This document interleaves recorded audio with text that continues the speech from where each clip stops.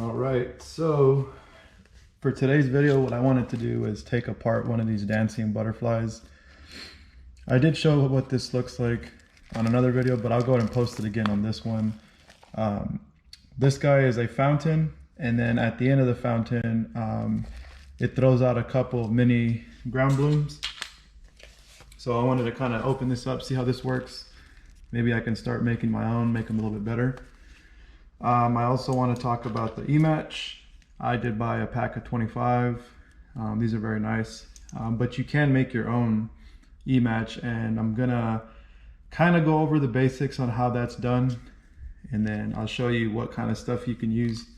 I don't want to use my alpha firing system, so I'm going to be using my Estes igniter brand or anything like that. It just says made in China. There is a Safe and Sane there, so it's pretty quiet. It's not very loud. So I don't really see how it actually ignites the bottom. There's something in there. I want to say the fountain burns, and then whatever this stuff is in the end, it ignites that, and then somehow it shoots out the ground blooms, but I don't see. Oh, I see what it's doing. Okay, so the bottom here isn't really on all the way.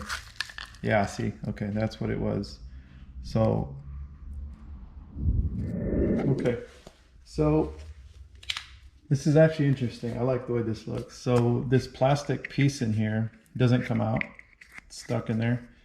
So the fuse or the flare, or I'm sorry, the fountain goes through, ignites whatever stuff's on the bottom here, and then what it does is it ignites this little granulated, almost looks like lift powder, but it's not as strong, or it probably is strong enough to blow off this little disc right here, because this is only held on by this orange tissue paper, so it's not very strong, but it also blows it off, and then it lights up these little jumping jacks, which I do like.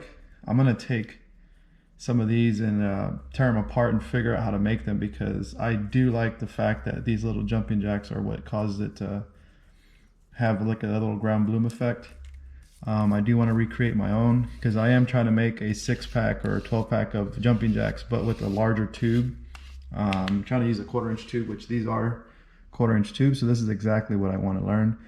I think what they use is plaster, and they put a fuse in there with plaster because that's what keeps the pressure inside the tube, and then they poke a couple holes with an awl, and that's what causes it to spin. You'll see in the video how these kind of jump to get very hot, and that's what causes the glow, and then it ignites the black powder. So this nichrome wire is 40 AWG, I want to say is American wire gauge. So pretty much it's very, very thin. This is the kind of stuff they use in heaters. So it's very thin, but this thing is very resistant. So the wire itself does not burn. It just conducts the electricity and it ignites. So I'm gonna do the test on this guy, but not with this stuff here. I don't want it to ignite my little ground blooms or whatever, but I wanted to do a test on this, and I want to see if it'll show up on the camera how it looks when it ignites. I think I'm just going to use a little tiny piece. I don't want to have too much of the wire showing. I think that should be okay right there.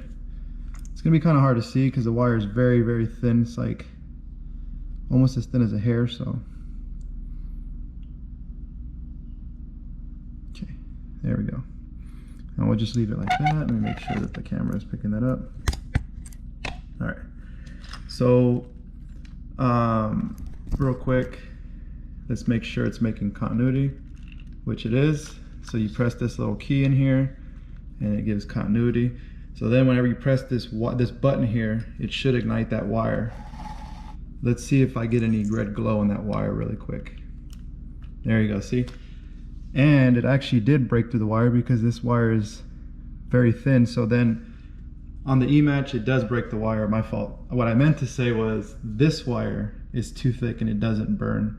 This one does. So you saw there how that melted that wire, but it turned really bright. That's the wire that you're going to be using for your igniter. Now, just to test this to make sure it didn't mess up my igniter, you can see the light still works, everything's fine. It's pretty much like a fuse, if you would. This little wire in between heats up, causes just enough heat for the pyrogen to ignite.